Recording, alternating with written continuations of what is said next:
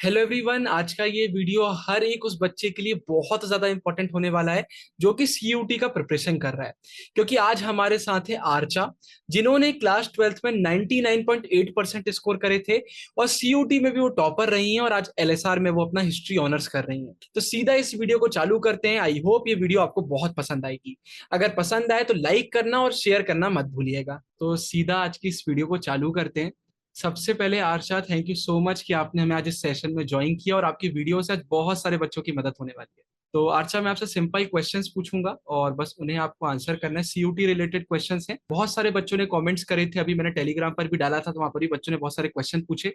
तो उसमें से जितने भी क्वेश्चन मुझे पर्सनली इंपॉर्टेंट लगे उन्हें मैंने सिलेक्ट करके क्वेश्चन फ्रेम करे हुए हैं। तो इसमें हम सब कुछ कवर कर रहे होंगे। तो इससे पहले मैं आपसे सीयूटी रिलेटेड क्वेश्चन पूछूं, मैं चाहूंगा कि आप खुद को इंट्रोड्यूस कर दें कि आपके 12th में कितने परसेंट थे, फिर आपने सीयूटी में क्या स्कोर करा और अभी आप क्या कर रही हैं। So hi Bhaiya, so I'll introduce myself. I'm Arsha. I teach class 12 geography on this channel. I'm from Kerala. मैं अभी लेडी श्री राम कॉलेज में पढ़ रही हूँ. I'm doing history honors. Class 12 में मेरा स्कोर था 499 आउट ऑफ 500, क्योंकि 99.8% है. सीयूटी में मैंने 775 स्कोर किया 800 में. मेरे सब्जेक्ट्स थे इंग्लिश, हिस्ट्री, पॉलिटिकल साइंस और ज्योग्राफी, जिसमें हिस्ट्री और पॉलिटिकल साइंस में मेरे 100% आए थे. मैंने जनरल टेस्ट नहीं दिया था क्योंकि जो कोर्स में ड्यू में टारगेट कर रही थी उसके लिए जनरल टेस्ट कंपलसरी नहीं था. ठीक है, बहुत बढ़िया आपका स्कोर है। जो हमारी ये सीरीज आ रही है उसमें मैंने आपको फाइनल करा था इंटरव्यू के लिए, बिकॉज आपने 12th में भी कमाई करा हुआ है 99.8% और फिर सीयूटी में भी करके अभी अपनी ड्रीम कॉलेज में। सो इससे अच्छा और क्या हो सकता है। बहुत सारे बच्चों को आज कुछ कुछ सीखने को मिलने वाला है। तो सबसे पहला क्वेश्चन जो कमेंट सेक्शन में इस समय सबसे ज्यादा आ रहा है कि अब टाइम बहुत कम बचा है। मुझे नहीं मालूम बच्चे वीडियो कब देखेंगे, लेकिन फिर भी अज्यूम कर लेते हैं कि सिर्फ 15 दिन बचे हुए हैं अब सीयूटी को। तो क्या अभी भी पॉसिबल है, अगर किसी बच्चे ने प्रिपरेशन अच्छे से चालू नहीं करा है तो क्या वो अभी भी प्रिपरेशन करके अपने ड्रीम कॉलेज में जा सकता है कि नहीं जा सकता? आपका क्या कहना है इस पर? भैया ये पॉसिबल है क्योंकि बोर्ड एग्जाम के बाद मुझे 25 to 30 डेज ही मिले थे. और जी। उसमें मैंने ये स्ट्रैटेजी यूज की थी कि एक तो जब हम बोर्ड एग्जाम के लिए पढ़ते हैं हमारा रिवीजन एक लार्ज प्रोपोर्शन हो जाता है. बस यहाँ पे हमें कॉन्फिडेंट रहना है कि जितना हमने अभी तक किया है उसमें अगर कोई भी क्वेश्चन आएगा तो हम अच्छे से करेंगे. फिर यहाँ पे एक प्रैक्टिकल अप्रोच भी होना चाहिए. दो चीजें हमें ध्यान में रखनी है. पहला कि जो भी बड़े बड़े चैप्टर्स हैं जिनमें से बहुत सारे 1 मार्क क्वेश्चन आ सकते हैं, जैसे ज्योग्राफी, हिस्ट्री, पॉल साइंस में होता है, उन बड़े बड़े चैप्टर्स को हमें रिवाइज करना है. और दूसरा इंपॉर्टेंट पॉइंट कि 15 दिन ही बचे हैं तो हमें फोकस करना होगा कि हम मैक्सिमम सैम्पल पेपर सॉल्व करें, जैसा कि मैंने भी किया था. हम्म। कितने दिन बचे हैं इस हिसाब से हमें फिर डिवाइड करना होगा कि कितने सैम्पल पेपर हम कर सकते हैं, कौन से चैप्टर्स हम कर सकते हैं. ऐसा हमें फिर उसके अकॉर्डिंग प्लान बनाना होगा. आरसा ने बिल्कुल सही कहा। मैं भी यही आपसे कहूंगा कि डिवाइड करना पड़ेगा। मतलब डेली आप ये नहीं सोच सकते कि आज 15 दिन बचे, अब 10 दिन बचे, अब 5 दिन बचे। जितने भी दिन बचे हुए हैं उसमें हम कैसे अपना बेस्ट दे सकते हैं ये आपको देखना पड़ेगा। आगे अभी और क्वेश्चन इससे रिलेटेड पूछेंगे तो आपको ये भी मालूम चल जाएगा कि प्रिपरेशन कैसे करना है। तो जैसा अभी आपने सैंपल पेपर्स का कहा, तो आरसा मेरा अगला क्वेश्चन इसी से रिलेटेड है। मॉक टेस्ट बहुत चल रहे हैं अभी, तो इसके बारे में मुझे आपसे जानना है कि बच्चों को मॉक टेस्ट वगैरह देना चाहिए तो कब देना चाहिए। और फिर ये भी बताइए कि आपने सीयूटी के लिए सेल्फ स्टडी करी थी या फिर कोचिंग वगैरह आपने कुछ ज्वाइन करा था? तो अगर आपके पास सिर्फ 30 डेज या फिर 15 डेज ही बचे हैं तो ये परफेक्ट टाइम है सैम्पल पेपर्स करने का. मैंने सेल्फ स्टडी की थी और हमारे टाइम पे पहली बार सीयूटी हो रहा था, तो मैंने सबसे पहले मार्केट में कौन सी बुक्स अवेलेबल है ये देखा. उस बुक में 10 सैम्पल पेपर थे, 50 question. So I use to time myself. मैं 45 मिनट्स में उस हर एक सैम्पल पेपर को लिखती थी, फिर एक ब्रेक लेती थी. ब्रेक के बाद आके खुद ही सैम्पल पेपर रीचेक करती थी. सैम्पल पेपर्स करते वक्त आपको ये ध्यान में रखना है कि आप उस 45 मिनट्स में ही सैम्पल पेपर्स को सॉल्व करो. तो टाइम मैनेज करना उससे हो जाता है. मतलब टाइम मैनेजमेंट पर बहुत ध्यान देना है। सही बात है, आपके समय तो पहली बार हुआ था और उस समय बोर्ड एग्जाम भी दो हुए थे तो प्रेशर बहुत ज्यादा था। मतलब आप खुद सोचिए, अभी तो आपको टाइम मिल गया है। पहले मतलब टर्म 1 हुआ, फिर टर्म 2 और सीधे सीयूटी, और वो भी पहली बार, कोई किसी को आइडिया नहीं था। उसके बाद भी आर्ट्स ने सेल्फ स्टडी करी है। तो जो आपको ये बोल रहा है कि नहीं कोचिंग वगैरह लेना बहुत जरूरी है, बहुत सारे बच्चों के मैसेज आ रहे थे कि वो बड़ी बड़ी अभी ऑनलाइन क्लासेस अफोर्ड नहीं कर सकते हैं। तो फिर आपको उसका भी आंसर मिल गया कि ऐसा जरूरी नहीं है। जो टॉपर हैं उनने भी सेल्फ स्टडी करी है और वो आपके ऊपर है, अगर आप चाहें तो ले सकते हैं, लेकिन ऐसा कोई कंपलसरी नहीं है वो करना। बाकी सैंपल पेपर सॉल्व करिए और ये एकदम सही समय है क्योंकि टाइम अब बहुत कम बचा है। इसी के बाद अच्छा, मेरा आपसे अगला क्वेश्चन है कि हमारे डोमेन्स में एनसीईआरटी बहुत इंपॉर्टेंट है। तो आप मुझे बिल्कुल अच्छे से बताओ कि आप जो एनसीईआरटी के चैप्टर कर रही थी वो आपने कैसे करे, क्योंकि मैंने ये भी सुना है कि सीयूटी में वो बॉक्सेस वगैरह टाइमलाइंस भी आती है जो बोर्ड एग्जाम में इतनी हमें देखने को नहीं मिलती है। तो पूरा आप एनसीईआरटी कैसे पढ़ती थी वो बता दीजिए। अब इससे पहले सेशन में हम आगे बढ़े, एक और बहुत इंपॉर्टेंट चीज आर्चा ने भी आपको बताया और पहले भी मैंने आपको बताया हुआ है कि सीयूटी के प्रिपरेशन के लिए सही बुक्स होना बहुत जरूरी है। तो जो भी बुक्स मुझे अच्छी लगती है उनका लिंक आपको डिस्क्रिप्शन में मिल जाएगा।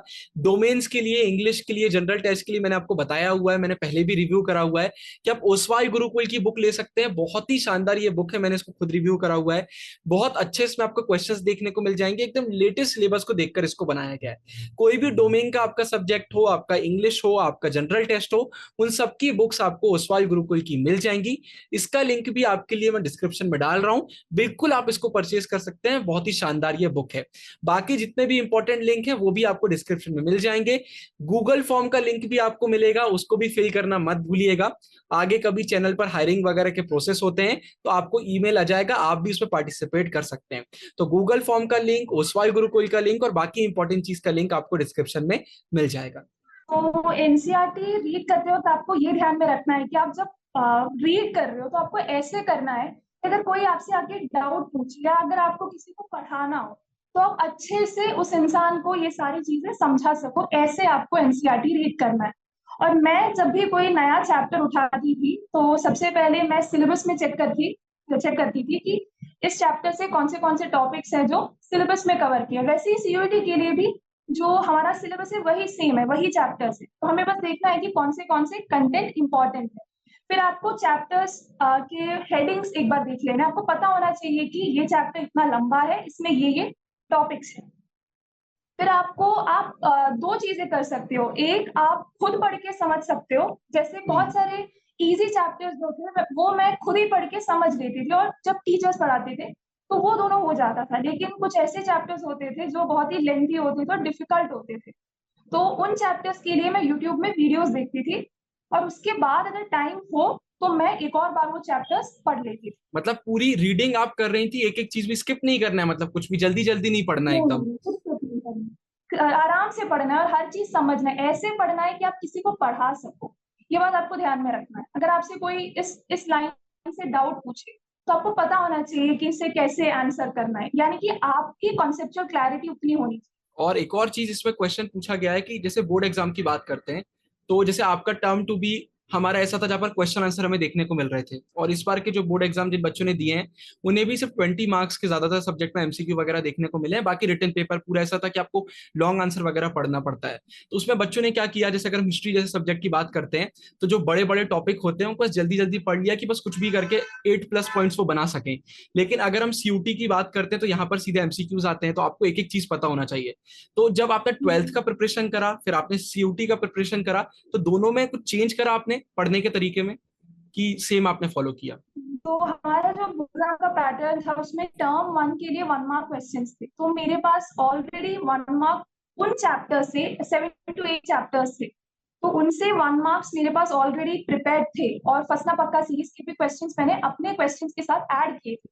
तो टर्म 1 के पास शायद हम कह सकते हैं कि हमारे पास एक एडवांटेज था कि टर्म 1 हमारा एमसीक्यू बेस्ड था, तो वो जो 7-8 चैप्टर्स थे हमने लाइन बाय लाइन रीडिंग। और जब टर्म 2 की बात आई तो जब मैं टर्म 2 के लिए प्रिपेयर कर रही थी तब भी मैंने ये दिमाग में रखा था कि मुझे सीयूईटी भी देना है, तो मैं जब करूँ तो लाइन बाय लाइन रीडिंग करूँ, क्योंकि हिस्ट्री, पॉल साइंस, ज्योग्राफी में जो क्वेश्चंस आ रहे हैं, एक तो सही स्टेटमेंट चुनो या मैच द फॉलोइंग करो, डेट्स आते हैं, तो इन सभी चीजों के लिए हर एक बॉक्स इंपॉर्टेंट है, हर एक सोर्स इंपॉर्टेंट है। सोर्सेस तो फिर भी आपको बार बार पढ़ने की जरूरत नहीं है, बस आइडिया आना चाहिए, लेकिन हर एक बॉक्स जहाँ पे छोटे छोटे डिटेल्स होते हैं वहां से क्वेश्चंस आते हैं सीयूईटी में। और ये मैंने देखा भी है कि बॉक्सेस से डायरेक्ट क्वेश्चन आ रहे हैं जो हम स्किप कर देते हैं, हमें लगता है कि आएगा ही। मतलब इस चीज पर बहुत फोकस करना पड़ेगा। जितने भी आर्चा अभी आंसर दे रही हैं उससे एक चीज बहुत क्लियर हो रही है कि किसी भी चीज को बाद के लिए नहीं छोड़ना है कि यार ये बाद में कर लेंगे। आप अभी जब पढ़ रहे हो तो एक एक चीज को आप नोट डाउन करो, क्योंकि एमसीक्यू 20 से ही बनते हैं, ये चीज आपको देखना पड़ेगा। और मैं आपको अपनी तरफ से एक टिप और दूंगा, जब आप एनसीईआरटी को रीड करोगे, मैं आपको सीधे बता रहा हूँ फसना पक्का सीरीज कैसे बनाई जाती है, जिससे आपको बहुत हेल्प मिलेगी। कि जब आप एनसीईआरटी पढ़ते हो तो उसमें कुछ टॉपिक्स अपने आप ऐसे होते हैं जहां पर एक से ज्यादा बातें करी जा रही होती हैं। जैसे इसमें डेट्स वाले क्वेश्चन हो सकते हैं, एक डेट लिखी हुई है तो उसके बदले कुछ और डेट्स भी लिखी जा सकती हैं। अगर कोई थ्योरी है उसको किसने इंट्रोड्यूस करा है तो वहां पर किसी का नाम बदल के कुछ और भी लिखा जा सकता है। कोई अगर ऐसा क्वेश्चन आ रहा है कि भाई वहां पर बोला गया कि ये चीज होने के बाद ये 3 तरीके की चीजें हुई, तो अपने आप में एक एमसीक्यू बन गया। तो पूरी एनसीईआरटी में कोई भी ऐसी चीज जहां पर आपको एक से ज्यादा ऑप्शन देखने को मिल सकते हैं, वो सारी चीज आपकी सीयूटी के लिए इंपॉर्टेंट होती है। तो जब आप एनसीईआरटी रीड करोगे तो कई ऐसे पैराग्राफ्स आपके आएंगे जहां पर मतलब आपको खुद समझ में आ जाएगा कि इससे इतने ज्यादा एमसीक्यू नहीं बन सकते। जैसे सोर्स बेस्ड का अर्चना ने बोला कि उसको बस एक बार कर लो कि आपका हो जाएगा, क्योंकि सोर्स बेस्ड में भी यही होता है कि बहुत सारे एमसीक्यू नहीं बन पाते हैं। तो वो आप करो। बाकी जब आप जैसे ज्योग्राफी कर रहे होगे, सोशियोलॉजी कर रहे होगे, तो हर एक पैराग्राफ में कुछ लाइंस अपने आप निकल कर आ जाती हैं जहां पर बहुत सारे एमसीक्यू बन रहे होते हैं। तो मतलब एंड वही निकल रहा है कि एनसीईआरटी को बहुत अच्छे से आप करो। अच्छा, इसके बाद मेरा आपसे अगला क्वेश्चन है, ये क्वेश्चन भी बहुत सारे बच्चों ने पूछा है कि कुछ बच्चे ऐसे जो अब लेट हो गए हैं, मतलब उन्हें आपकी तरीके से पहले से प्रिपरेशन नहीं करा, अब उनको कुछ भी समझ में नहीं आ रहा है, तो अगर आप उनकी जगह होती तो अभी आप कैसा प्रिपरेशन स्टार्ट कर रही होती? और यहाँ पर हम बोल देते हैं कि आपके पास ये डोमेन के सब्जेक्ट है और इंग्लिश है, तो आप कैसे प्रिपरेशन अभी स्टार्ट करती हैं अच्छे से? भैया एक चीज यहाँ पे ध्यान देना पड़ेगा कि कोई भी हो चाहे लेट प्रिपेयर कर रहा हो, क्लास 12th में तो एटलीस्ट एक बार तो चैप्टर पढ़ा ही होगा, भले ही जल्दी पढ़ रहे हो लेकिन एक हम्म। दो बार तो एटलीस्ट पढ़ा ही होगा। तो इतना ध्यान में रखना है कि अब आप पढ़ रहे हो, आपको सीयूईटी के पर्सपेक्टिव से पढ़ना है।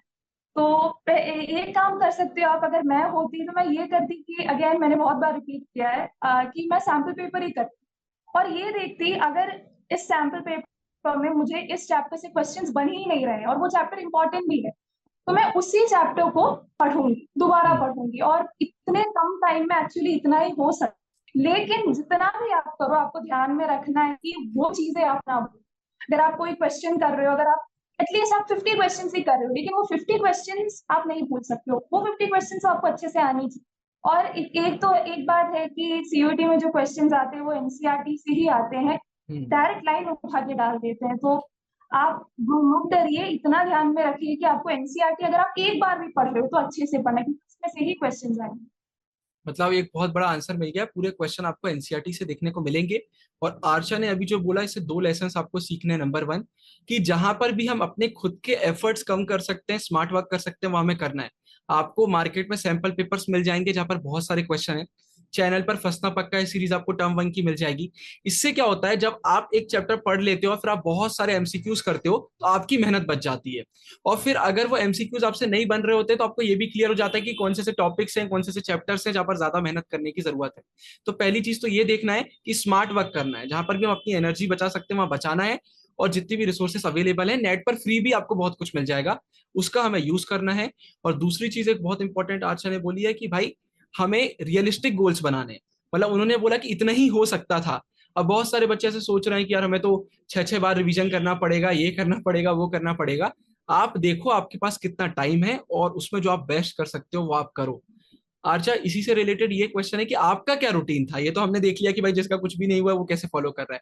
तो जैसे ही आपके बोर्ड एग्जाम खत्म हुए तो आप लोग के ऊपर तो और प्रेशर था कि भाई अब तो सीयूटी करना है, तो आप क्या रूटीन फॉलो कर रही थी डेली? तो भैया मेरा बोर्ड एग्जाम का रूटीन अलग था, सीयूईटी का रूटीन अलग था। तो बोर्ड एग्जाम खत्म होने के बाद मेरे पास एग्जैक्ट मुझे लगता है 30 डेज बचे थे। तो फर्स्ट 2 डेज मैंने सिर्फ ब्रेक लिया था, मैं मूवीज देख रही थी और चिल कर रही थी, मैंने तब हम्म। कुछ पढ़ाई नहीं की थी। फिर 2-3 दिन बाद मैंने ये किया कि मैं मॉर्निंग में एक सैम्पल पेपर करती थी, आफ्टरनून में एक सैम्पल पेपर और इवनिंग में एक सैम्पल पेपर। और उन सैम्पल पेपर्स को करने के बाद मैं खुद चेक करती थी। अब 45 मिनट्स का मैंने एक सैम्पल पेपर दिया, मैं 20 to 25 मिनट्स का एक ब्रेक लेती थी, उसके बाद आके फ्रेश माइंड से उन सभी क्वेश्चंस को चेक करती थी। और मैं हम्म। ट्रैक रखती थी अपने मार्क्स का, कैसे क्या इम्प्रूवमेंट हो रहा है, क्या मैं टाइम पे कंप्लीट कर पा रही हूँ। और उन उन सैम्पल पेपर्स में मुझे जो भी चैप्टर्स डिफिकल्ट लग रहे थे उन चैप्टर्स को मैं उस दिन रिवाइज करती थी। तो मैं एक दिन में 3 सैम्पल पेपर्स करती थी, जिनमें इंग्लिश तो मैं करती ही थी और बाकी 2 सैम्पल पेपर्स चेंज होते रहते थे, कभी पॉलिटिकल साइंस हिस्ट्री कर लिया, कभी हिस्ट्री ज्योग्राफी कर लिया, लेकिन उन 3 सैम्पल पेपर्स में इंग्लिश हमेशा रहता था। और मैंने ऐसे किया था और उसके बाद एक दिन में वन या मतलब एक या दो चैप्टर्स रिवाइज करती, यानी कि 3 सैम्पल पेपर्स या और एक या दो चैप्टर्स। अगर आपके पास टाइम हो तो आप सैम्पल पेपर्स और रिविजन को साथ साथ लेके चल सकते दोनों को साथ में लेकर चलना है। सही बात है, रिवीजन भी जरूरी है, क्योंकि बहुत ऐसे क्वेश्चन आएंगे सैंपल पेपर में जो आपसे नहीं बन रहे होंगे, तो वो टॉपिक फिर से करना बहुत जरूरी है अच्छे से। तो दोनों को साथ में लेकर आप चल सकते हो। अच्छा, अब यहाँ पर आर्चा बहुत सारे लोगों को रूटीन फॉलो करने में प्रॉब्लम ये आ रही है कि ये एक तो डिस्ट्रैक्शन, फिर प्रोक्रास्टिनेशन, आलसी आ जाती है, मतलब वो एक फोकस नहीं आ रहा है। क्योंकि अभी बोर्ड एग्जाम खत्म होते हैं तो उसके बाद ऐसा लगता है यार अब कुछ दिन तो मतलब रेस्ट के मिलना चाहिए। हालांकि वो रेस्ट अब बहुत लंबा चला गया है, बट फिर भी एक वो डेडिकेशन के साथ वो पढ़ाई नहीं कर पा रहे हैं। भैया मेरा जब बोर्ड एग्जाम खत्म हुआ था तो 2 बोर्ड एग्जाम हमने हम्म। दिए थे, और उसके बाद मेरा सीयूटी का डेट आया था वो फर्स्ट डे ही आ गया था, जुलाई हम्म। 15 और जुलाई 19 को ही आ गया था। कुछ बच्चों के अगस्त में आए थे, लेकिन मेरा फर्स्ट फेज में ही हो गया था। मुझे मुझे खुद पता था कि टाइम बहुत कम है, आराम करने का टाइम नहीं, कहीं बाहर जाने का टाइम नहीं, क्योंकि क्लास 12th के टाइम पे भी बहुत सारी चीजें ऐसे ही सैक्रिफाइस की, इतना बाहर जाने का टाइम तब भी नहीं मिला था।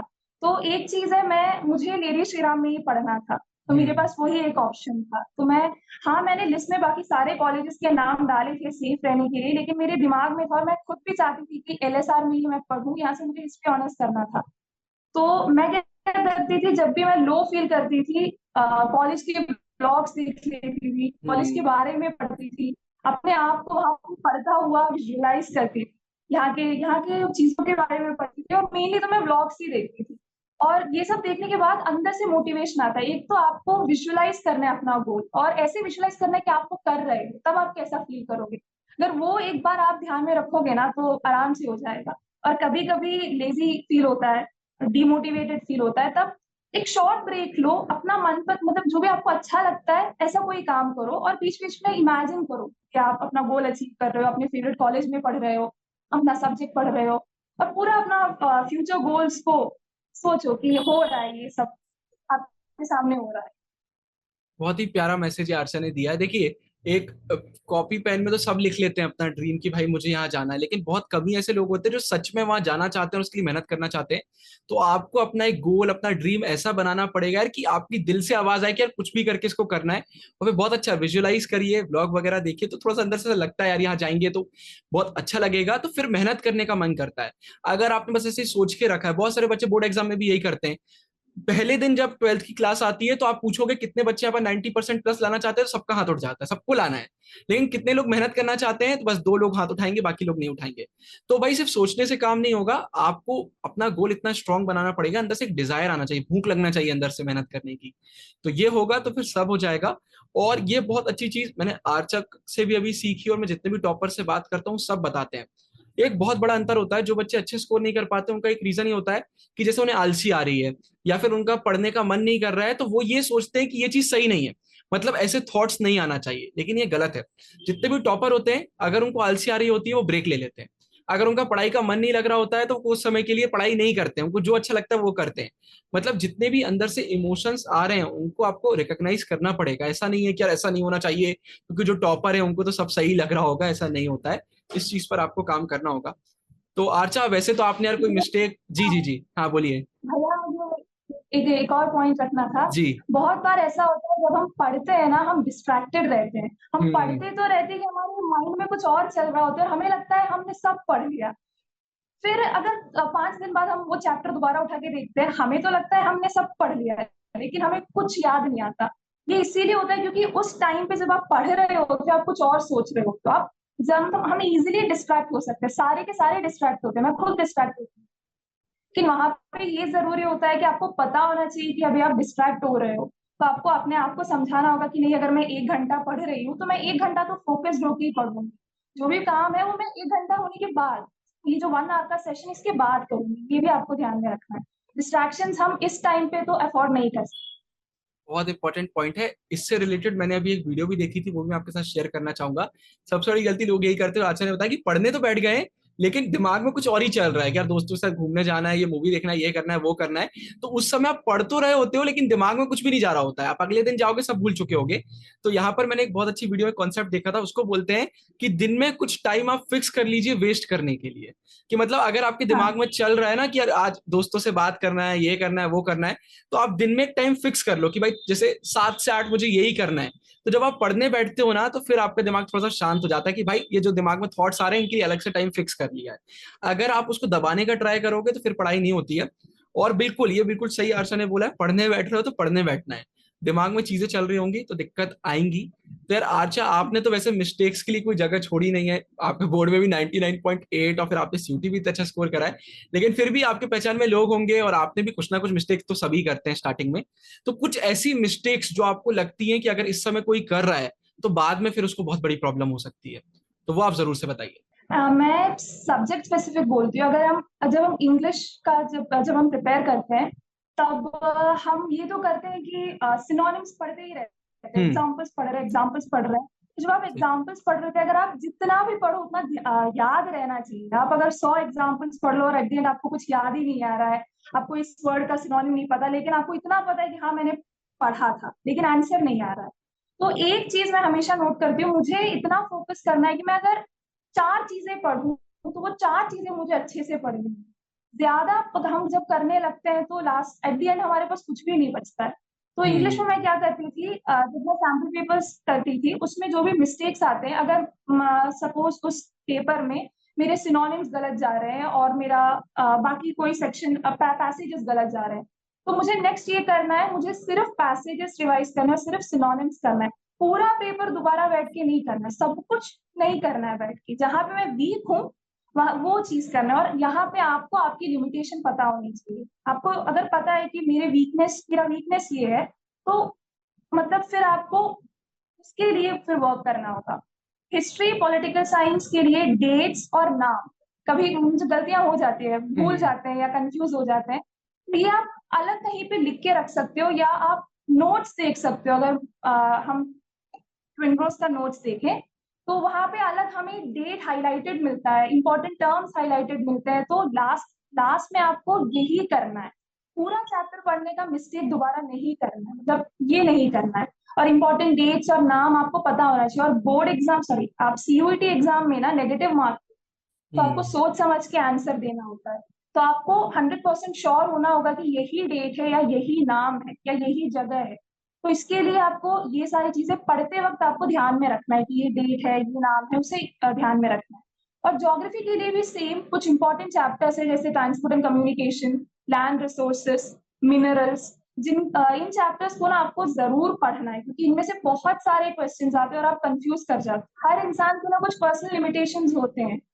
तो सबसे पहले आपको क्या डर लगता है, क्या आपकी हम्म। वीकनेस है, आपको अपने आप को पहले कन्फ्रंट करना होगा, और जो भी स्ट्रैटेजी फिर आप बनाओ तो आपकी लिमिटेशन को ध्यान में रख के होना चाहिए, and then strategy will work. तो आर्चा ने जो ये पॉइंट्स बताए हैं, अगर आपको अच्छे से अभी दिमाग में रजिस्टर नहीं हुए तो आप वीडियो को पीछे करके फिर से सुन लीजिए, बहुत इंपॉर्टेंट है ये, बहुत ज्यादा इंपॉर्टेंट है। सबसे पहले बहुत सारे लोग गलती ये करते हैं, सैंपल बैग खराब चला गया तो यार अब फिर से सब कर रहे हैं। ये चैप्टर अगर थोड़ा सा डिफिकल्ट लग रहा है, सब कुछ फिर से कर रहे हैं, सब कुछ फिर से नहीं करना है। जहां पर आप सच में वीक हो वहां पर आपको ज्यादा मेहनत करना है। और इसके बाद खुद की लिमिटेशंस को पहचाना बहुत इंपॉर्टेंट। आप दूसरों से देखकर नहीं कर सकते। अगर कोई ऐसा बच्चा है जो आपका दोस्त है, मतलब वो भी टॉपर है, आपका दोस्त है, वो दिन भर एक ही एक सब्जेक्ट कर रहा है, तो अब ये नहीं कि हम भी उसको देखकर बैठ गए वही करने, भाई वो उसके लिए वो प्रॉब्लम हो सकता है, भले ही आपके लिए ना हो। फिर सबको अलग अलग प्रॉब्लम होती है। कोई ऐसा है भाई जिसका सोने का उठने का टाइम फिक्स नहीं है, कोई ऐसा है जो एनर्जेटिक महसूस नहीं करता है, कोई ऐसा है जिसको कोई और प्रॉब्लम है, फोकस नहीं आ पाता है।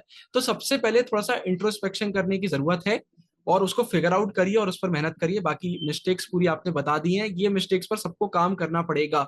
ये गलती कभी मत करना कि भाई आप उस चीज पर मेहनत कर रहे हो जो आपसे पहले से आती है, और जो चीज नहीं आती है उसको आपने बिल्कुल छोड़ दिया है। ये वही हो गया कि मतलब आपको दो क्वेश्चन आए हुए हैं और आपको उन दोनों में चॉइस दी गई है कि कोई एक आपको अटेम्प्ट करना है।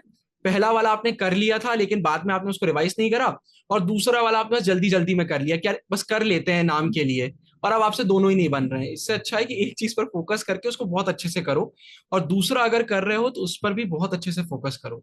और आर्चा, आपने तो मिस्टेक्स की बात बता दी। अब आप डीयू में हैं और आपके बहुत सारे ऐसे दोस्त होंगे जिन्हें बहुत अच्छा स्कोर करा होगा ट्वेल्थ में और सीयूटी में भी। तो कुछ कॉमन हैबिट्स बताइए, जो भी सक्सेसफुल स्टूडेंट्स हैं उनमें क्या कॉमन आपको देखने को मिलता है। पहला ये कि जैसे ही दिन शुरू होता है, हम्म। हम ये करते हैं कि अपने दिन को स्लॉट्स में डिवाइड करते हैं। ऐसा नहीं कि 8 to 9 ये, 9:30 to 10:30 ये एक स्ट्रैटेजी है जो हमें बचपन में बताई जाती है कि ऐसे आपको टाइम टेबल बनाना है। हमें लगता है कि ऐसे बनाना है, लेकिन ये सिर्फ 2 दिन तक चलता है। हाँ। तीसरे दिन हम उठना ही नहीं चाहेंगे। हम हॉस्टल में रहते हैं, तो मुझे अपने दोस्तों के डेली रूटीन के बारे में, उनके वो कैसे पढ़ते हैं, वो हमें पता है, हम आसपास रहते हैं। हम्म। तो मैंने ये देखा, और सारे टॉप स्कोरर्स हैं यहाँ पे, तो मैंने ये देखा है कि अगर आपके पास दिन में 3 टास्क आपको करना है, तो आप अपने दिन को उसके अकॉर्डिंग डिवाइड करोगे। और यहाँ पे जो भी बच्चे हैं वो एक्स्ट्रा करिकुलर और एकेडमिक एक्टिविटीज दोनों को साथ में लेके चलते हैं, हर एक चीज के लिए टाइम निकालते हैं। तो वो अपना टाइम टेबल ऐसे बनाते हैं कि हर एक टास्क के लिए वो एक स्लॉट दे देते हैं। मैं आज सुबह उठ के ये करूंगा, वो मैं शायद 10 o'clock से पहले कंप्लीट कर लूंगा या कर लूंगी। फिर मैं दोपहर को 4 to 6 इस स्लॉट में मुझे ये काम करना है, फिर मुझे कहीं जाना है, और उसके बाद मैं रात को ये करूंगा। और ये डिवाइड कर लेते हैं और फिर उस दिन वो टास्क को कंप्लीट करके ही सोते हैं। एक और मतलब इसका मतलब ये है कि सब में एक चीज कॉमन है, टाइम मैनेजमेंट। टाइम मैनेजमेंट करना आना चाहिए। आप अगर आपको एक दिन में सिर्फ 7 घंटे मिल रहे हैं बाकी सारे काम को हटा के, उन 7 घंटे में आप कैसे मैनेज करोगे वो आप पे है।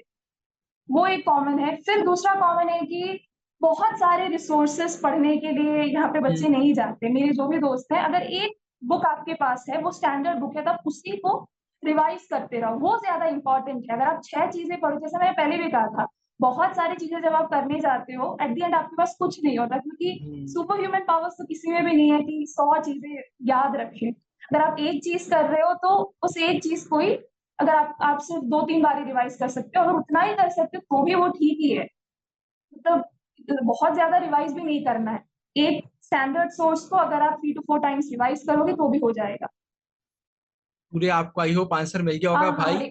जी जी जी, बोलिए बोलिए आर्चा, हाँ, एक और बोलिए बोलिए। चीज, मतलब अपने आप को ट्रस्ट कीजिए। ये भी मैंने एक चीज नोटिस की है कि कॉन्फिडेंट रहिए, क्योंकि हर इंसान अलग अलग स्ट्रैटेजी बनाता है। तो जरूरी ये है कि आप अपनी स्ट्रैटेजी पे पूरा विश्वास रखें, तभी वो वर्क करेगा। आर्सन ने बता दिया, और 2 पॉइंट मैं भी ऐड करूंगा इन सबको ऑब्जर्व करके। पहला, कि आप देख रहे हैं आर्चा को कि वो उनसे कोई भी मैं क्वेश्चन पूछ रहा हूँ, उनको मैंने पहले से क्वेश्चन नहीं दिए हुए हैं, और वो कितने अच्छे से आंसर कर रही हैं और उनको बहुत सारे पॉइंट्स एकदम से याद आ रहे हैं। इससे अपने आप पता चलता है कि जितने भी टॉपर होते हैं ना, वो सेल्फ अवेयर होते हैं, उनको पता होता है अपने बारे में बहुत अच्छे से वो क्या सही कर रहे हैं क्या गलत कर रहे हैं, और फिर वो ऑब्जर्व भी करते हैं। और दूसरी चीज, हर जगह पर स्मार्ट वर्क करते हैं। इसका एग्जाम्पल अभी मैं आपको देता हूँ कि आर्चा, आपने जनरल टेस्ट क्यों नहीं दिया था? मतलब आपको ये तो नहीं ये नहीं लग रहा था मन में कि यार अगर डीयू में नहीं हुआ तो फिर तो बाकी यूनिवर्सिटी में भी नहीं होगा? हाँ, तो एक एक चीज यहाँ पे, ये मैंने एक्चुअली कह सकते हैं कि गैम्बल ही किया था, क्योंकि मैंने सिर्फ डीयू टारगेट किया है यहाँ पे। और जो आप अगर प्रैक्टिकली सोचे तो रिस्क है सिर्फ डीयू टारगेट करना। लेकिन डीयू के अलावा मैंने प्राइवेट कॉलेजेस में भी एडमिशन सेट किया था, लेकिन वहां पे मुझे जाना नहीं था, मैंने बस बैकअप के लिए किया था। लेकिन मैंने टारगेट सिर्फ डीयू किया था और बाकी सब जनरल टेस्ट मांग रहे थे। लेकिन मैंने ऐसा सोचा कि डीयू में 70 कॉलेजेस हैं, और मतलब डीयू में भी आपका एडमिशन हो सकता है अगर आप अच्छा स्कोर लाते हो। तो मुझ में पूरा कॉन्फिडेंस था कि मैं अच्छा स्कोर लाऊंगी। तो मैं क्यों मतलब फिर क्यों मैं अपना टाइम वेस्ट करूं दोबारा जीटी के लिए प्रिपेयर करके। तो अगर मैं अपना वो टाइम डोमेन में दे सकती हूँ और लैंग्वेज अच्छे से प्रिपेयर कर सकती हूँ, और हमें लैंग्वेज देने से पहले नहीं पता था कि लैंग्वेज इतना सिंपल आएगा। सबको लग रहा था कि इंग्लिश बहुत डिफिकल्ट आएगा। तो मैंने ज्यादा टाइम लैंग्वेज में दिया था और अपने डोमेन को और स्ट्रॉन्ग बनाने के लिए दिया था। इसलिए मैंने जनरल टेस्ट नहीं दिया था, क्योंकि मुझे ऑनेस्टली उस पॉइंट पे लग रहा था मुझे डीयू टारगेट करना है, और मैं पॉलिटिकल साइंस, हिस्ट्री, ज्योग्राफी, ये सारे कोर्सेज मैंने CCSAS में लिस्ट में दिए थे। उसके लिए जीटी बिल्कुल भी नहीं चाहिए था। तो वो एक्चुअली एक टाइम वेस्ट है, लेकिन एक रिस्क भी आप कह सकते हो कि सिर्फ डीयू टारगेट करो। लेकिन यहाँ पे मेरे केस में मुझे अपने आप पे भरोसा था कि मैं कर लूँ, तो मैंने डीयू ही दिया था। ये जितने भी टॉपर्स हैं सब बहुत ही मॉडेस्ट होते हैं। रियल बात ये है कि भाई कॉन्फिडेंस होता है अंदर से, और ये कॉन्फिडेंस दिखता है चेहरे पर इनके, और ये बहुत अच्छी चीज है। मतलब आप सोचो यार कि आपको अंदर से इतना कॉन्फिडेंस होना चाहिए कि अरे जनरल टेस्ट हटाओ भाई, डीयू में कर लेंगे और होगा। इतना आपके अंदर से कॉन्फिडेंस ही नहीं है तो फिर आप सही से मेहनत कैसे करोगे? आपके सामने भी 3 टॉपर्स को मैं लेकर आ गया हूँ, किसी ने भी जनरल टेस्ट नहीं दिया था। अब जिसने ले लिया भाई, तो ऐसा नहीं, उदास होने की जरूरत नहीं। और ये भी नहीं कि अब आप इस वीडियो को देखने के बाद बोल दो यार कि जनरल टेस्ट आज से पढ़ना बंद कर देते हैं, ऐसा बिल्कुल भी नहीं है। हर किसी का अपना अपना एक तरीका होता है। जैसे यहाँ पर आर्षा ने बताया कि इनका बस एक ही था कि इनको यहाँ पर जाना है, और वहां पर भाई जनरल टेस्ट जरूरी नहीं था इसलिए उन्हें नहीं दिया। लेकिन मैं यहाँ पर यह पॉइंट करना चाहता हूँ कि जितने भी लोग अच्छा स्कोर करेंगे और जो कर चुके हैं, सबके अंदर कॉन्फिडेंस बहुत होता है। और जब कॉन्फिडेंस होता है ना, तो फिर आप सही एक रिस्क भी ले पाते हो। और रिस्क लेना भी जरूरी है भाई, जहां रिस्क है वहां इश्क है बोलते ही हैं, तो बहुत जरूरी है। और आर्चा, इसके बाद यार मेरा आपसे, अब क्वेश्चन वैसे तो बहुत सारे खत्म हो गए, अब आखिरी दो क्वेश्चन है, लेकिन उससे पहले एक क्वेश्चन और मैं ऐड करना चाहूंगा। वो बच्चे बोलेंगे ये इंग्लिश में बहुत बच्चों को लग रहा है कि भाई कहाँ से इतना सारा करेंगे, इसका तो सिलेबस ही खत्म नहीं होता है, और आपने अभी कहा कि इंग्लिश इजी है, तो इंग्लिश के बारे में बता दीजिए, बच्चों का डाउट क्लियर कर दीजिए। जनरल टेस्ट के मैंने आपसे क्वेश्चन नहीं पूछे क्योंकि वो आपने दिया नहीं था, इंग्लिश का जरूर बता दीजिए। हाँ, तो लैंग्वेज के लिए सबसे पहले सिलेबस सारे लैंग्वेज का कॉमन ही है, तो आप एक बार सिलेबस पे देख लेना क्या क्या है। और इंग्लिश के लिए मेरा लैंग्वेज इंग्लिश था, तो इंग्लिश के लिए मैंने ये स्ट्रैटेजी यूज की थी कि तो मैं हर दिन इंग्लिश सैम्पल पेपर देती थी। तो अगर मैं 45 मिनट्स में एक सैम्पल पेपर दे रही हूँ, और मैंने ये पहले भी कहा है कि जो जो गलत हो रहा है, अगर मेरे सिनोनिम एंटोनिम गलत जा रहे हैं और वो मतलब वो मुझे मुझसे हो नहीं रहा है, तो मैं क्या करती थी, सिनोनिम एंटोनिम को एक स्टैंडर्ड बुक, बहुत सारे स्टैंडर्ड बुक्स जो कॉम्पिटेटिव एग्जाम्स के लिए यूज करते हैं, अभी तो सीयूईटी स्पेसिफिक आ रहे हैं, अभी आ रहे हैं, पहले इतना नहीं था। तो पहले कोई स्टैंडर्ड बुक पीडीएफ पे टेलीग्राम में अवेलेबल है, अगर आप खरीदना नहीं चाहते हो वो भी ठीक है, टेलीग्राम में अवेलेबल है। तो सिनोनिम एंटोनिम मैं जस्ट एग्जांपल दे रही हूँ, तो उस बुक में से आप 50 to 60 एग्जांपल्स देख लीजिए, प्रैक्टिस उसका स्पेसिफिक फिर प्रैक्टिस कीजिए। इंग्लिश हम ऐसे अटेम्प्ट कर सकते हैं। फिर एक और चीज है, आप 12 साल से ये लैंग्वेज पढ़ रहे हो, बस आपको कॉन्फिडेंस होना चाहिए कि आपको मतलब जल्दी जल्दी आपको सारे रूल सब कुछ याद नहीं आता है, लेकिन जब आप एग्जाम में आपके सामने वो क्वेश्चन आता है तो आपको ऑटोमेटिकली आपको पता होता है इसे कैसे करना है। आप इतने सालों से आप लैंग्वेज से फेमिलियर, भले ही अगर आप बात नहीं कर रहे हो उस लैंग्वेज में, फिर भी आप पढ़ रहे हो उस लैंग्वेज को, आपको फिर भरोसा होना चाहिए खुद पे कि ये लैंग्वेज मुझसे हो जाएगा। लेकिन अगर हम प्रैक्टिकली देखें तो ऐसे जब आप सैम्पल पेपर, क्योंकि लैंग्वेज के लिए सैम्पल पेपर बहुत ही इंपॉर्टेंट है, डोमेन में आप फिर भी अगर प्रैक्टिस क्वेश्चन कर रहे हो वो भी चल जाएगा, लेकिन इंग्लिश में 45 मिनट्स में पैसेजेस, सिनोनिम एंटोनिम, रीअरेंज करने वाला क्वेश्चन, वोकैबुलरी, वर्बल एबिलिटी, ये सारी जो चीजें हैं वो 45 मिनट्स में आपको कंप्लीट करना है, यानी कि पैसेजेस पढ़ने, वो भी 3 टाइप के पैसेजेस। तो प्रैक्टिस यहाँ पे बहुत इंपॉर्टेंट है। तो अगर आपके पास सिर्फ 15 डेज बचे हैं तो सबसे ज्यादा इंपॉर्टेंस आप लैंग्वेज को दीजिए, हर दिन एक सैम्पल पेपर कीजिए और हर पैसेज को ध्यान से पढ़िए। और पैसेज करते वक्त सबसे पहले रीड द क्वेश्चंस, क्वेश्चंस पढ़ लीजिए सबसे पहले। ये आपको आपके टीचर्स ने भी कहा होगा कि सबसे पहले क्वेश्चंस पढ़ना, क्वेश्चंस पढ़ने के बाद जाके पैसेज पढ़ना, ताकि आपको पता हो कि पैसेज में से क्या ढूंढना है। और एक बात मैं बताती हूँ, लैंग्वेज बहुत ही सिंपल आता है, हम बस डर के जाते हैं और डर हमारा आधा काम बिगाड़ देता है। लैंग्वेज बहुत सिंपल आता है और आप सॉल्व भी कर पाते हो, और आप जल्दी सॉल्व करो, क्योंकि लैंग्वेज में मुझे एक डर था क्या मुझसे 45 मिनट्स में पेपर हो पाएगा, क्योंकि पैसेजेस क्या, अगर एक पैसेज डिफिकल्ट पैसेज आ गया तो टाइम वहां पे चला जाएगा। लेकिन ऐसा कुछ नहीं हुआ था, उन्होंने पेपर बच्चों के लिए पेपर सेट किया है, पेपर ही ऐसा सेट किया था कि आप 45 मिनट्स में भी कर लोगे और आप सारा क्वेश्चन अटेम्प्ट कर पाओगे, ऐसा पेपर वो लोग सेट करते हैं। सिंपल टू मॉडरेट ही उसका डिफिकल्टी लेवल होता है। और मोस्ट पेपर जो भी जितने भी स्लॉट्स हुए थे जुलाई से अगस्त तक, सारे के सारे पेपर सिंपल आए थे, और इस बार भी मुझे लगता है सिंपल ही आएगा, चीज तो नहीं करेंगे बात। पैसेजेस का मैंने बोल दिया कि पहले क्वेश्चंस पढ़ना, फिर पैसेज पढ़ना, फिर जो भी सेक्शन आपको डिफिकल्ट लगता है उसका 50 to 60 हर एक टॉपिक से सिलेबस एक बार देख लेना, verbal ability, synonym antonym, rearrange, ये सारी चीजें, और बेसिक ग्रामर ही आता है, जैसे सब्जेक्ट वर्ब एग्रीमेंट या नाउन का कुछ बहुत सिंपल सिंपल ग्रामर ही आता है। ग्रामर तो कभी कभार इतना पूछते भी नहीं है, मोस्टली इसी पे होता है। और इडियम्स एंड फ्रेजेस एक इंपॉर्टेंट पार्ट है। हाँ, तो इडियम्स एंड फ्रेजेस और सिनोनिम एंटोनिम में क्या होता है, जितना आप प्रैक्टिस करोगे उतना अच्छा, जितने एग्जाम्पल्स आप पढ़ सकते हो। और ऐसा नहीं कि 100 एग्जाम्पल्स पढ़ लेना और सारे के सारे भूल जाना। अगर आप सिर्फ 50 एग्जाम्पल्स पढ़ रहे हो तो वो 50 अच्छे से पढ़ना, और फिर प्रैक्टिस करना क्वेश्चंस, फिर नोट करना कि क्या क्या क्वेश्चंस गलत जा रहे हैं, और एग्जाम से पहले हो सके तो जो भी आपके गलत गए हैं ना उन्हें एक बार रिवाइज कर। बहुत सही। और सारे टॉपर्स ने ये बताया यार, इंग्लिश का बहुत आसान आता है, मैंने आपको पुरानी वीडियो में बताया था कि भाई पेपर आपके लिए बनाया जा रहा है, जो उनको भी मालूम है कि बच्चे 12th पास करके अब कॉलेज में आ रहे हैं, तो उसका लेवल वही रहता है जो सारे बच्चे दे सके। इंग्लिश में एक चीज बहुत याद रखना, बहुत सारे बच्चे मिस्टेक करते हैं कि बस उनने बुक खोली और उन्हें पढ़ना चालू करा, मतलब जल्दी जल्दी देख रहा है, जल्दी जल्दी देख रहा है, उनको ऐसा लगता है उनको सब याद होता जा रहा है, ऐसा नहीं है। आप भले ही 10% करो, लेकिन ऐसा करो कि भाई वो आपसे बहुत अच्छे से बन रहा है। ये चीज पर आपको ध्यान देना पड़ेगा। बाकी आर्चा ने सब कुछ बता दिया है। बहुत ज्यादा फोकस करने की जरूरत है, और टाइम मैनेजमेंट सबसे ज्यादा इसमें हमारा इंपॉर्टेंट है। तो आई होप आप सभी को भाई इंग्लिश का भी आंसर मिल गया होगा कि प्रिपरेशन बहुत अच्छे से करना है, इस पर थोड़ा सा ज्यादा टाइम देना है क्योंकि ये कुछ नया है। बाकी जो डोमेन्स है उनका तो प्रिपरेशन हमने बोर्ड एग्जाम के लिए भी अच्छे से करा हुआ है, तो उसमें ज्यादा टाइम हमारा नहीं जाएगा। डेली मतलब डोमेन्स आप डिसाइड कर लो भाई किस दिन आप क्या क्या कर रहे हो, लेकिन इंग्लिश को आप डेली करो। डेली करोगे तो उससे आपकी प्रैक्टिस अच्छी होगी। और एक चीज याद रखना है कि बस जल्दबाजी नहीं करना है।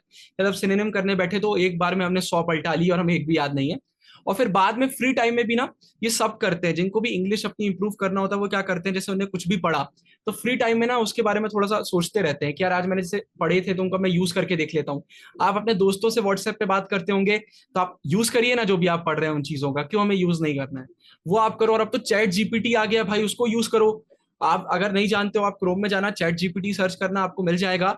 आप इंग्लिश के लिए मैं बता रहा हूँ, आप कुछ भी पढ़ रहे हो, अगर आपको ऐसा लगता है कि भाई आपका इंग्लिश में ग्रामर वीक है, तो आप छोटे छोटे से पैराग्राफ्स लिखो, उसको चैट जीपीटी में डालो और उससे पूछो कि इसमें अगर कोई मिस्टेक्स है तो मुझे बताओ। तुरंत तुरंत आपको मिस्टेक्स मालूम चल जाएंगी। इंग्लिश के लिए तो चैट जीपीटी आपकी बहुत मदद कर देगा, ये उसमें आप देख सकते हो। लेकिन हाँ, ब्रिटिश इंग्लिश उसमें डाल देना, नहीं तो आप अमेरिकन इंग्लिश में फंस जाओ, तो थोड़ा सा वो बस आप देख लेना, बाकी कोई प्रॉब्लम नहीं है। अब आर्चा, इसके बाद आखिरी दो मेरे आपसे क्वेश्चन है। सबसे पहला, भाई आपका जो ड्रीम कॉलेज था वो आपको मिल गया है, तो जो बच्चे प्रिपरेशन कर रहे हैं, जो ड्रीम करे हुए हैं कि भाई उनको भी इस कॉलेज में जाना है उसमें जाना है, तो थोड़ा सा उनको और मोटिवेट करने के लिए बता दीजिए कि कॉलेज में जाते हैं तो कैसा महसूस होता है, और ये जो हम इतनी मेहनत कर रहे हैं वर्थ इट रहती है कि नहीं रहती है, क्या आपको सीखने को मिलता है। और बहुत सारे बच्चों का ये भी क्वेश्चन है कि जब वो पहुंच जाते हैं तो आगे, जैसे बहुत सारे बच्चों को यूपीएससी देना है और भी कॉम्पिटेटिव एग्जाम देना है, तो उसके लिए वहां पर कैसा एक एटमॉस्फेयर मिलता है। ओके, तो जैसे कि मैंने पहले ही कहा कि मेरा dream college DD Shri Ram है। मैं क्लास 10 में थी जब तब मेरे पापा ने मुझे बताया था कि ऐसा एक कॉलेज है, और तब इसकी रैंकिंग, और अभी भी इसकी रैंकिंग बहुत हाई है। तो मतलब इस वजह से मेरे पापा ने कॉलेज के बारे में न्यूज़पेपर में देखा था। तो तब से मेरे दिमाग में था कि, और तब मेरे दिमाग में था कि हाँ, ऐसा एक कॉलेज है जो दिल्ली में है। और मुझे सचमुच नहीं पता था कि मैं दिल्ली में आके पढ़ूंगी। मैं अपने मम्मी पापा से कभी दूर नहीं रही। और हम्म। ये एक अपने आप में एक अलग एक्सपीरियंस है, सब कुछ अकेले करना। तो मैं और मेरे पापा आए थे क्योंकि मेरी मम्मी मेरे भाई के साथ घर पे थी, उसको हम्म। स्कूल जाना था। तो मैं और पापा दिल्ली आए थे। तो फर्स्ट डे हम दिल्ली मेट्रो में ट्रैवल करके, वो भी फर्स्ट टाइम ही था जी। इसमें। और यहाँ पे जैसे आए थे, बड़ा सा गेट था। और तभी मतलब जितने भी ब्लॉग्स देखे और जितना सोचा, क्योंकि एग्जाम के बाद 3 महीने का गैप था। हम्म। 3 महीने में मेरा सिर्फ यही काम था। मैं जो भी बाकी जब भी फ्री टाइम मिलता था, मैं इसी के बारे में सोचती थी कि कॉलेज कैसा होगा, मतलब कैसे सब कुछ होगा, मिलेगा कि नहीं, ये भी था। मतलब कितना भी आप कॉन्फिडेंट रहो, एक थोड़ा सा डर डर तो होता है। Hmm. What if anything goes wrong, ये एक थोड़ा सा डर हमेशा रहता है। तो मैं सोचती थी कॉलेज के बारे में। तो कॉलेज का एक्सपीरियंस जैसा मैंने सोचा था, थैंकफुली अभी तक वैसा ही है। इस कॉलेज की खासियत ये है कि ये कॉलेज एकेडमिक लाइफ और एक्स्ट्रा करिकुलर एक्टिविटीज में एक परफेक्ट बैलेंस मेंटेन हम्म। करके रखता है। यहाँ पे एक्सट्रीमली टैलेंटेड लोग हैं, बहुत अच्छे लोग हैं, ऐसे लोग जिन्हें अपने टैलेंट पे, अपने नॉलेज पे बिल्कुल घमंड नहीं है। हम्म। और जो ये कोशिश करते हैं कि सबको साथ में लेके चले, और एक इंक्लूसिव नेचर यहाँ पे, क्योंकि यहाँ पे हर जगह से बच्चे आते हैं। नॉर्दर्न पार्ट से, ईस्टर्न पार्ट से, नॉर्थ ईस्टर्न पार्ट से, साउथ इंडिया से, हर जगह से लोग हैं, सब साथ में मिलजुल के रहते हैं। यहाँ पे ना आपका पर्सनालिटी ग्रो करता है, आप इतने सारे लोगों से मिलते हो। और यहाँ पे जो एकेडमिक मीटअप्स होते हैं, जो स्पीकर सेशंस होते हैं, बड़े बड़े ऑथर्स आके, और यहाँ पे बहुत सारे प्यारे प्यारे लोग हैं और बहुत सारे प्यारे प्यारे एनिमल्स हैं। हाँ, एकेडमिक लाइफ थोड़ा स्ट्रिक्ट है, ये बात है। अटेंडेंस के बहुत पर्टिकुलर है, काम आपको टाइम पे करना पड़ता है। लेकिन बाकी सब चीजों में कॉलेज बहुत अच्छा है। हाँ, तो यहाँ पे अगर आप यूपीएससी के लिए प्रिपेयर कर रहे हो, तो यहाँ पे यूपीएससी प्रिपेयर करने वाले बच्चों की एक कम्युनिटी है, व्हाट्सएप ग्रुप है। और यहाँ पे डेली करंट अफेयर्स शेयर करते हैं, सिलेबस मिलता है, बुक्स की पीडीएफ्स, और कहीं पे अगर कोई स्पीकर सेशन हो रहा हो, उसका लिंक मिलता है। अगर आप बिजनेस में इंटरेस्टेड हैं, तो यहाँ पे सोसाइटीज हैं। और फिर आप एक कम्युनिटी बिल्डअप कर सकते हो, क्योंकि डीयू के कॉलेजेस की खासियत है कि it offers you a network, आप लोगों से कनेक्ट कर सकते हो। और आप अगर बिजनेस में इंटरेस्टेड है, तो आप ऐसे ग्रो कर सकते हो। अगर आप आर्ट और कल्चर में इंटरेस्टेड हो, तो यहाँ पे डांस सोसाइटीज है, ड्रामा सोसाइटीज है, वेस्टर्न, ट्रेडिशनल। सो सारे सारे के सारे आपको, आप जिस चीज में भी इंटरेस्टेड हो सभी चीजों के लिए अपॉर्चुनिटीज आपको यहाँ पे मिलेगी। मतलब मेन बात वही है कि देखो सिंपल सा लॉजिक है, आप मेहनत तो कहीं से भी कर लोगे, लेकिन क्या होता है अगर आप अकेले मेहनत कर रहे हो तो फिर वो मेहनत बहुत ज्यादा हो जाती है, कई बार आप बहुत बड़ी बड़ी मिस्टेक्स कर रहे होते हो, फिर गिरते हो उठते हो और सीखते हो। अगर आप एक अच्छी जगह से कर रहे हो, जैसे एलएसआर में आप हो, तो आपको इतने सारे लोग मिलते हैं जो जिनसे मतलब आपको इतना कुछ सीखने को मिलेगा और फिर आपको बहुत हेल्प मिल जाती है। और देखिए एटमॉस्फेयर से बहुत बड़ा अंतर आता है, जब हर तरफ से आपको नई नई चीजें मालूम चल रही हैं, हर तरफ से अपॉर्चुनिटीज आपकी तरफ आ रही है, कॉन्फिडेंस बढ़ता है और फिर हम ग्रो करते हैं, तो ये एक बहुत बड़ा एक प्रॉफिट रहता है। और मैं तो खुद 3 से 4 टीचर्स के साथ काम कर रहा हूँ जो एलएसआर में है, और मैंने ये चीज खुद नोटिस करी है। मतलब बिल्कुल अग्री करूंगा, नेचर बहुत प्यारा होता है। मतलब ऐसा नहीं, आपके स्कूल में होंगे ना कुछ एक दो टॉपर रहते हैं जो बिल्कुल ही अकेले चल रहे होते हैं और उन्हें किसी को कुछ नहीं बताना है। मतलब इतने हम्बल, इतने पोलाइट, इतने अच्छे हैं। मतलब मैं तो काम ही कर रहा हूँ, मुझे कुछ बोलना ही नहीं पड़ता है। मतलब आज तक मैंने किसी को मैसेज नहीं करा होगा कि यार वीडियो कब आएगी, या ये मिस्टेक हो गई, वो हो गया, ये हो गया। आपको कुछ भी नहीं बोलना है, सब काम आराम से स्मूथली हो जाता है, तो ये चीज तो सच में बहुत अच्छी है। मतलब इतने अच्छे अच्छे लोग मिलते हैं। अब आर्चा, मेरा आपसे आखिरी क्वेश्चन और इससे जस्ट अपोजिट क्वेश्चन है। बहुत सारे बच्चे ऐसे हैं जिनने सीयूटी का फॉर्म XYZ रीजन से नहीं भरा। बहुत सारे बच्चे हैं जिन्हें ऐसा लग रहा है कि शायद उनका प्रिपरेशन इतने अच्छे से नहीं हो पाएगा और उनको शायद टॉप कॉलेजेस नहीं मिल पाए। तो अब क्वेश्चन आता है, आप एक हमारी ह्यूमैनिटीज उसके बेस्ट कॉलेज में है, तो अगर एक कोई ऐसा बच्चा जो वहां नहीं पहुंच पाता है, तो क्या उसकी लाइफ खत्म हो जाती है? क्या वो कुछ भी नहीं कर पाता है? क्या वो डीयू के बच्चों से जिंदगी भर पीछे ही रह जाएगा? इस पर आपका क्या कहना है? एक्चुअली मैं ये बिल्कुल भी नहीं मानती हूँ, अगर आपको डीयू नहीं मिला तो आपकी जिंदगी बर्बाद। आपको उस पॉइंट पे बहुत बुरा लगेगा कि आप आपके ड्रीम कॉलेज में नहीं पहुंच पाए हो, लेकिन जिंदगी यहाँ पे बिल्कुल भी खत्म नहीं होती है। मेरे दो दोस्त हैं जिन्होंने सीयूईटी दिया था, जिन्होंने जनरल टेस्ट के लिए भी प्रिपेयर किया था, लेकिन सीयूईटी में हाई स्कोर करने के बाद भी वो अपने स्टेट के टॉप कॉलेजेस में गए और वो हम्म। डीयू में नहीं आए। अब उन्होंने ये देखा कि उनके सब्जेक्ट और उनके इकोनॉमिक कंडीशन और वो कहाँ पे रह सकते हैं। मेरी एक दोस्त थी जो मतलब घर से बहुत दूर जाके नहीं पढ़ना चाहती थी, वो रेडी नहीं थी उसके लिए। हम्म। तो उसने क्या किया, उसने तमिलनाडु में वहां के टॉप कॉलेज में जाके एडमिशन लिया और वहां पे बहुत ही अच्छे से अभी अपनी डिग्री कर रही है। तो इससे फर्क नहीं पड़ता कि आप डीयू में हो या बीएचयू में हो, आप कहाँ पे हो, आप जहाँ पे भी हो आपको अच्छे लोग मिलेंगे, आपको बहुत अच्छे टीचर्स मिलेंगे, आपको अपॉर्चुनिटीज मिलेगी, आपको कॉलेज लाइफ का मैक्सिमम यूज करना है। अगर आप आपका सीयूईटी में डीयू नहीं निकलता और बाकी कॉलेज में आप जाना नहीं चाहते, आप बैकअप ऑप्शन तो रखोगे। आप अपनी स्टेट यूनिवर्सिटी भी किसी से पीछे नहीं है, हम्म। और स्टेट यूनिवर्सिटी के बहुत अच्छे कॉलेजेस होते हैं जो डीयू जितने ही हैं, पर उनका रैंकिंग शायद हाई नहीं आता है, और रैंकिंग बहुत अलग अलग क्राइटेरियाज के बेसिस पे कैलकुलेट होता है। अगर हम्म। मतलब अगर मिरांडा टॉप पे आ रहा है, एलएसआर टॉप पे आ रहा है, तो ये इंडिया का बेस्ट कॉलेज है, कोई मिस्टेक्स नहीं है। ऐसा नहीं है, हर कॉलेज के अलग अलग, हर कॉलेज में अलग अलग प्रॉब्लम्स होता है। हर डिपार्टमेंट में बहुत अच्छे टीचर्स होते हैं, कुछ अच्छे टीचर्स होते हैं। तो ऐसा नहीं कि बिना किसी मिस्टेक का बहुत ही अच्छा कॉलेज, हर एक कॉलेज, बीयू में भी ऐसे कॉलेजेस हैं और एलएसआर में भी बहुत सारे प्रॉब्लम्स हैं। तो यहाँ पे एलएसआर में आने से पहले मुझे लगता था कि एलएसआर में तो कोई प्रॉब्लम हो ही नहीं सकता है, लेकिन एलएसआर में भी प्रॉब्लम है, हर कॉलेज में प्रॉब्लम होता है, और ये हर कॉलेज में ऐसा ही होता है। तो अगर आपको आपकी स्टेट यूनिवर्सिटी में एक अच्छा कॉलेज मिल रहा है, उसका सीट जाने मत दीजिए, वहां पे जाइए और पढ़िए। और मुझे नहीं लगता इससे आपकी जिंदगी खत्म होगी, क्योंकि कॉलेज आपके जिंदगी का हाँ एक फेज है, लेकिन यहाँ पे सब कुछ खत्म नहीं हो रहा है। अगर आपको आप यूजी एक मतलब आपके मनपसंद कॉलेज में नहीं कर रहे, आप पीजी एक मनपसंद कॉलेज में हम्म। कर सकते हो, आप अपना पोस्ट ग्रेजुएशन पे कर सकते हो। लेकिन यहाँ पे हिम्मत नहीं हारनी है, और बुरा तो बिल्कुल भी फील नहीं करना है। जहां पे भी आप हो वहां पे अपना बेस्ट। लाइफ कभी भी एंड नहीं होती है। वो क्या होता है, अभी जैसे 12th खत्म हुए, तो जैसे कुछ बच्चे हैं, जैसे वो मेहनत करने लग जाते हैं, और कुछ बच्चे ऐसे होते हैं जिनके कुछ रीजंस होते हैं पर्सनल, जिस कारण वो नहीं कर पाते, तो उनको थोड़ा अजीब फील होने लग जाता है कि यार मेरे आजू बाजू एक भी जन ऐसा नहीं है जो मतलब मेरे जैसा थॉट प्रोसेस रखा हुआ है। फिर उन्हें ऐसा लगने लग जाता है कि वो कुछ गलत कर रहे हैं और उस चक्कर में उनका काम हो जाता है। लेकिन आर्चा ने बिल्कुल सही कहा, अगर आप कभी टॉपर्स को भी देखेंगे ना, जो मतलब 12th में टॉपर है, तो जरूरी नहीं है कि हर किसी का गोल एकदम सेम होता है। हर किसी का अलग अलग होता है। कुछ लोग ऐसे रहते हैं जो इधर चले जाते हैं, कुछ ऐसे चले जाते हैं। कुछ टॉपर तो ऐसे भी होते हैं जो किसी और फील्ड में ज्यादा अच्छे होते हैं, तो पढ़ाई करना छोड़ देते हैं, उसके बाद वो उस चीज में निकल जाते हैं, आर्ट वगैरह में निकल जाते हैं। तो डिपेंड करता है आपकी सिचुएशन क्या है। अगर मैं आपको अपने एग्जांपल से भी समझाऊं तो मेरे समय तो सीयूटी वगैरह नहीं होता था, 12th के बेस पर एग्जाम होता था, एंट्री होती थी वहां पर। तो जैसे मेरे 95.6% आए थे, तो मुझे भी डीयू के कुछ टॉप कॉलेजेस में एडमिशन मिल गया था। हमारे समय सिंपल फॉर्म भरना होता था और आपको मालूम चल जाएगा कुछ दिन बाद कि आपको कौन से कॉलेज मिले। लेकिन जैसे ही मेरा डीयू में हुआ, उसके जस्ट बाद कोविड आ गया, उसी समय कोविड आ गया था। मेरे एग्जाम खत्म हुए और एग्जाम खत्म होने का 2 से 3 दिन बाद बस कोविड का सीन चालू हो गया था। कोविड है, अब मेरे दिमाग में दो चीजें चल रही थी, एक यार कि एक तरफ कोविड चल रहा है और दूसरी तरफ मेरा यूट्यूब का भी मैंने स्टार्ट करने का सोच लिया था, और भी चीजें सोच ली थी। अब मैं वहां पर फंस गया। अब मेरे जितने भी दोस्त वो सब बिल्कुल लगे हुए हैं, यहाँ का फॉर्म भर रहे हैं, वहां का फॉर्म भर रहे हैं। और मेरे दिमाग में बस एक क्वेश्चन चल रहा था कि अगर बाय चांस ये कोविड थोड़ा सा खिंच गया तो, अगर ये 1 साल चला गया, 2 साल चल गया, तो फिर क्या करूंगा मैं? क्योंकि मुझे इतना मालूम था कि अगर मैं कहीं और जा रहा हूँ तो फिर मैं यूट्यूब नहीं कर पाऊंगा, और अगर वहां पर कोविड आ गया तो मैं कहीं का नहीं रह जाऊंगा। ये मेरा थॉट प्रोसेस था, बाकी लोगों का अपना अपना थॉट प्रोसेस था, सब अपना अपना सोच रहे थे। तो मैंने बोला मैं क्या कर सकता हूँ। तो मैंने उस समय इतना एक मतलब वो डिसीजन लेने से पहले मेरे भी हाथ पांव कप कपा गए थे।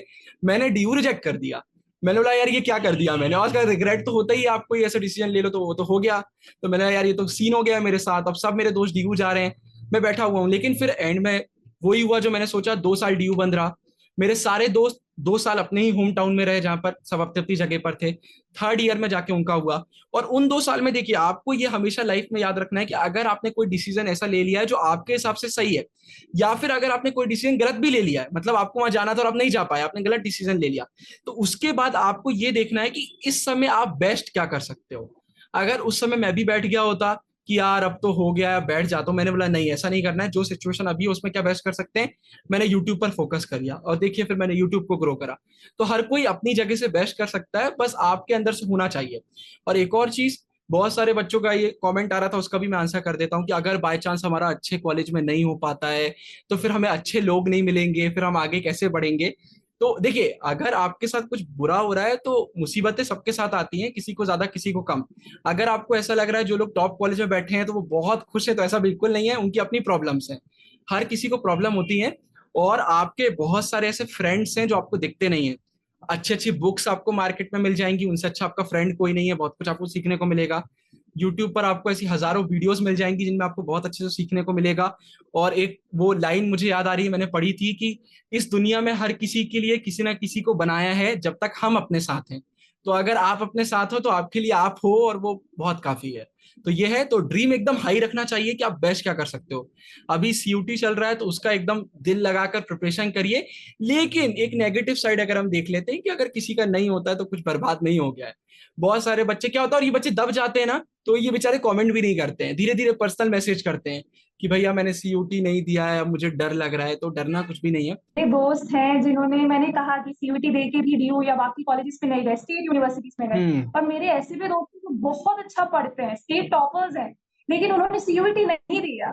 उन्होंने देखिए, स्टेट यूनिवर्सिटीज में पढ़ना को अच्छा समझा। तो ऐसे लोग भी हैं, कुछ यहाँ पे खराब नहीं हो रहा है, कुछ यहाँ पे खत्म नहीं हो रहा है, बिल्कुल भी मत डरिए। लेकिन अपना मैक्सिमम एफर्ट डालिए, पूरी मेहनत करिए, और पक्का होगा, क्यों नहीं होगा। वो बिल्कुल अपना बेस्ट देना चाहिए। इंडिया में तो यार आप लोग तो चलो अपन सब प्रिविलेज्ड हैं, बहुत सारे इंडिया में तो ऐसे लोग हैं जिनको पढ़ने का मौका भी नहीं मिलता है। तो इसका ये मतलब नहीं है कि उनकी जिंदगी खराब हो गई, वो अपना बेस्ट देते हैं। और आपको फ्यूचर में से बहुत सारे लोग देखने को मिलेंगे जिनकी मतलब फाइनेंशियल कंडीशन और घर की कंडीशन इतनी खराब थी कि आप इमेजिन भी नहीं कर सकते, और उन्होंने आगे बहुत कुछ कर लिया। तो बिल्कुल भी परेशान होने की जरूरत नहीं, अपना बेस्ट देना है, बाकी चीज देखी जाएगी। और आर्चा, थैंक यू सो मच, आपने आज बहुत सारे बच्चों की हेल्प करी है, बहुत मजा आया मुझे। और एंड में एक मैं इंसिडेंट बताना चाहूंगा, आर्शा को मैंने पर्सनली बताया था। लास्ट ईयर ये हमारे सेशन में थे, तो हमारा गूगल फॉर्म आया हुआ था कि भाई हम हर बार गूगल फॉर्म भरवाते हैं, आपको भी डिस्क्रिप्शन में मिल जाएगा, जो भी 12th वाले बच्चे हैं। उससे क्या होता है, फ्यूचर में अगर हम हायरिंग वगैरह करते हैं, इंटरव्यूज वगैरह करते हैं, तो आपको मेल हम भेज देते हैं। तो वहां पर हम लिस्ट चेक कर रहे थे, हजारों बच्चों का फॉर्म था। वहां पर एक नाम आता है आर्चा, 99.8%। और इसके आगे ना उसमें आपका मार्कशीट वगैरह अपलोडेड नहीं था, एरर हो गया था कुछ गूगल फॉर्म में, तो हमारे में शो नहीं हो रहा था। तो अब भाई किसी का नाम है 99.8% है और आगे कुछ भी नहीं है, तो हमने लिस्ट से नाम हटा दिया। हमने बोला यार ऐसा अगर डाल देते हैं हम और बाद में ये गलत निकल जाता है तो सब बोलेंगे कि आपके चैनल पर फेक बता के रखा हुआ है कि आपके चैनल से पढ़ा और स्कोर करा ये सब। उसके बाद हमने वीडियो बनाया, जिस वीडियो में हमने बताया कि बहुत सारे बच्चों ने अपना अपना वीडियो में मैसेज भेजा था कि उन्हें चैनल से पढ़ा, उनको क्या मदद मिली। और उसमें बहुत सारे बच्चे ऐसे थे जिन्हें 99% प्लस स्कोर करा था। उसमें भी आर्चा का नाम नहीं था, हमें मालूम ही नहीं था। उसके बाद फिर हमने हायरिंग का फॉर्म निकाला कि अगर आप चैनल पर पढ़ाना चाहते हैं तो आप आइए। और उसमें जो स्टार्टिंग के ही 2-3 वीडियो में एक वीडियो आया जो मतलब हमको इतना अच्छा लगा कि हमने उसको 1 मिनट देखा और फाइनल कर लिया कि भाई ये तो फाइनल कर रहा है ज्योग्राफी। वो वीडियो था आर्चा का। उस दिन हम दोनों को इतना रिग्रेट हुआ, इतना बुरा लगा कि यार एक जन जो मतलब टॉपर है, चैनल से जुड़ा हुआ है, और उसको हमने वीडियो में भी नहीं डाला हुआ है ना फॉर्म में। इतना बुरा लगा। फिर मैंने आर्चा को समय सर्च किया तो नंबर वगैरह मेरे पास नहीं था। फिर जब वो फॉर्म वगैरह सब हुआ तो देखिए फिर आर्चा ने चैनल पर भी पढ़ाया। आर्चा आपको ज्योग्राफी पढ़ाती है, बच्चों को बहुत पसंद आता है। और फाइनली आज मुझे जाकर अच्छा लग रहा है। मैंने बहुत पहले डिसाइड कर लिया था कि आर्चा का इंटरव्यू तो मुझे चैनल पर डालना ही है। और क्योंकि वो यही है कि भाई मुझे उस समय बहुत बुरा लगा था कि यार ये चीज सही नहीं हुई है। तो आज मुझे बहुत अच्छा लग रहा है। और आर्चा थैंक यू सो मच, आपने बहुत अच्छा आंसर दिया आज। और भैया जो हायरिंग का फॉर्म था मैंने उस दिन भरा था जिस दिन मैं रिजल्ट आने के बाद अपने स्कूल जा रही थी, तो जी। उसी बीच मैंने फॉर्म भरा था, मैंने उसी दिन वो हाँ, उस दिन आप लोग का सीयूटी का भी रिजल्ट आया था। जिस दिन फॉर्म आया था और उसी दिन बहुत सारे बच्चों का मैसेज आया था कि सीयूटी का मतलब वो आ गया है। तो वो देखिए कहीं से भी आपके कनेक्शन बन सकते हैं। तो एक ऐसा नाम जिसको हम ऐसा लग रहा था फेक है, मतलब किसी ने मजाक में डाल दिया है, आज वो हम उनके साथ इंटरव्यू ले रहे हैं। तो कुछ भी जाता अच्छी चीजें आ रही है तो मेहनत करते रहना है। आर्चा थैंक यू सो मच, आपने ज्वाइन करा, बहुत सारे बच्चों को मदद करने वाली, थैंक यू सो मच। और 12th वाले बच्चों को उदास होने की जरूरत नहीं है कि भाई आर्चा 99.8 करें तो हमें क्या, आपके लिए भी टिप्स आती रहेंगी, कोई भी दिक्कत वाली बात नहीं है। और ज्योग्राफी की वीडियोस आर्चा की आ ही रहेंगी। चलिए ठीक है, थैंक यू सो मच। सभी जितने भी बच्चे वीडियो देख रहे हैं उनको all the best. All the best.